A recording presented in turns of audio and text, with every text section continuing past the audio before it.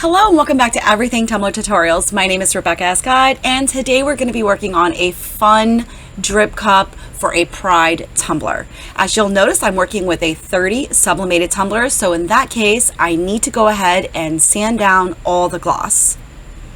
Once I have it completely sanded down, I can go back through, go ahead and give it a soap and water bath, and I'm going to go ahead and then hit it with some alcohol just to make sure everything's nice and clean. So I'm going to go ahead and continue to sand this down and make sure that I've got all the glossy off, but I want to go ahead and mention right up front, this is an all love, no hate tutorial. So please keep any negative comments to yourself. I would hate to have to go in and delete those comments because that's not what this is about. This is to show you an incredible technique in which you can use fabric paints for your drips and make that rainbow style up around that rim. So remember, all love, no hate. I will remove the comments. Thank you, and I do hope you enjoy. So I decided to go ahead and teach you guys something slightly different in this tutorial, and that is adding the glitter, which this is similar, an iridescent fine from AB Designs that I actually just mixed in really well with my epoxy. You never want to add too much because then it gets gooey and glumpy and it's just not workable.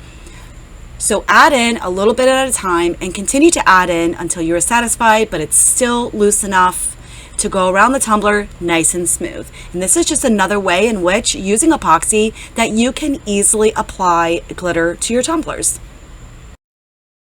So I am using Fast Set from Counterculture DIY for this glitter epoxy application. I'm going to allow this to fully cure for at least 3 to 4 hours before moving on to the next step. This is a very easy way to go ahead and apply the glitter into your epoxy, and you would go ahead and apply the epoxy as you would normally, and you would still want to use your heat torch to pop any bubbles that you may or may not be able to see. Here we are, and now we are fully cured. This tumbler is very smooth, and I'm ready to move on using the Tulip Slick Fabric Paints, which there is a link in my Amazon store for which you can find these. So you'll notice that I actually go through this a couple of times because mathematically I was not sure exactly, just, was it an inch and a half. So you'll notice that I do start off very slow, and then I start to go back through on a second round, and then blending the colors together, as you'll see. I also want to apologize because I'm so close, it is blurry. But soon I end up fixing that somehow, and everything works out. You can still see exactly what I'm trying to attempt to do here, and everything works out. So basically what I'm doing is just kind of setting myself up as a guide, if you will, just to kind of see exactly where my colors are going to go. And that's when I quickly realized that I needed to go back and widen those sections out. And the overlapping actually was a complete accident, in all honesty, but the desired look was better than I could have imagined.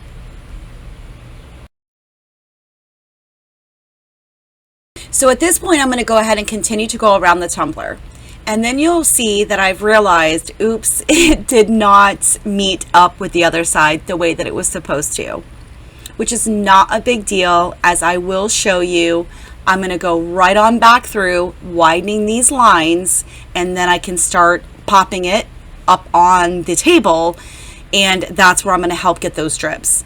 And I also wanted those drips to come down much further than normal, because I was only going to place one decal on this bad boy and call it a day, because I really wanted those drips to be the main focal point on this tumbler. So here's where you're going to notice that I start to go back through, and I'm going to overlap every color.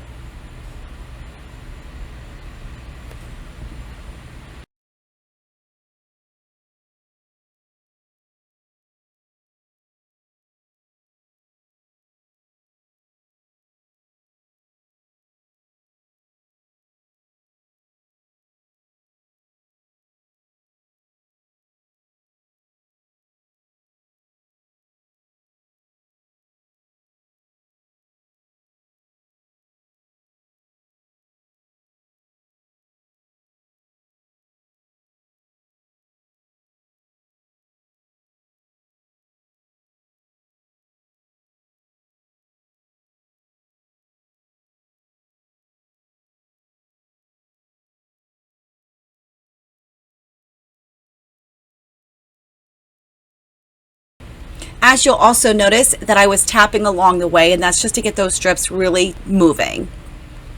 I know this is not the best angle, but I promise you, you will see the end result, and you will see when I can get you at a better angle just how my drips are coming along. The more of the paint that you add, the longer and further down your drips will go.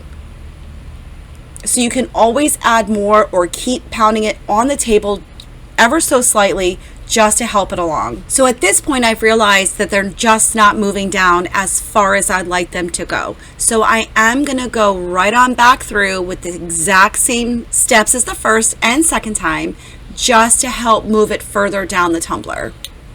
And now I have a really good gauge as just how much of or how wide my drips need to be.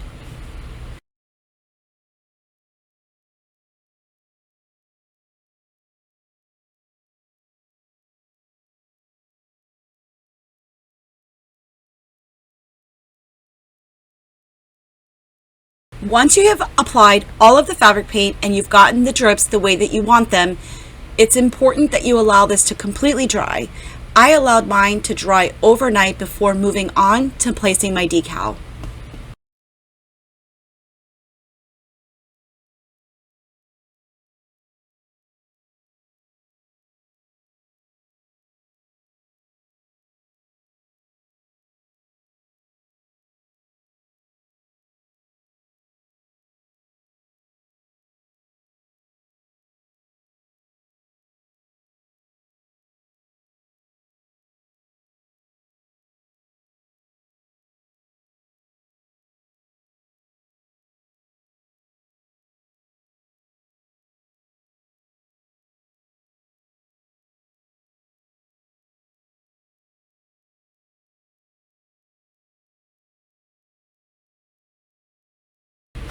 At this point, this is the best angle I can give you. Until this is completely dry, I really don't want to mess with it too much. I really want those lines to go as far down and as straight as possible. Now that it's been overnight, not quite 24 hours, but it's been overnight, this is completely dry. So now I'm ready to place my beautiful decal from AB Designs, which is a clear cast decal. She has an entire brand new Pride collection, including vinyls. You're definitely going to want to check those out. As when placing any clear cast decals, it's very important that you make sure that you're working with a clean, epoxied, non-sanded surface. So you know what they say, always be careful what you wish for. It is literally pouring down rain here, and I have been begging it to rain for, I don't know, weeks. And of course, now that I'm going to do my voiceover, it is raining cats and dogs. So I apologize if you guys can hear that, but like they say, the show must go on. I absolutely love the way this turned out. I absolutely love the way that the colors blended together by overlapping them, which was a complete accident. It was a happy accident. Let me know what you guys think down in the comments below if you think this was indeed one of those happy accidents. For this coat of epoxy, I am using Fast Set from Counterculture DIY. I also want to point out that this was super easy to epoxy over, as that my drips were very thin and thin as it moved down the entire tumbler. So this isn't like a chocolate drip around the rim of the coffee cups and such. This was much, much easier, I felt, in my opinion, to epoxy over. However, with that being said, I still needed to do one more final coat of epoxy, and it was completed. So I really do hope that you enjoyed this tutorial as much as I enjoyed demonstrating this for you. And if so, please hit that like button down below, and don't forget to subscribe to my channel for more tutorials coming soon. And as always, make sure you use your heat torch to pop any bubbles that you may or may not be able to see.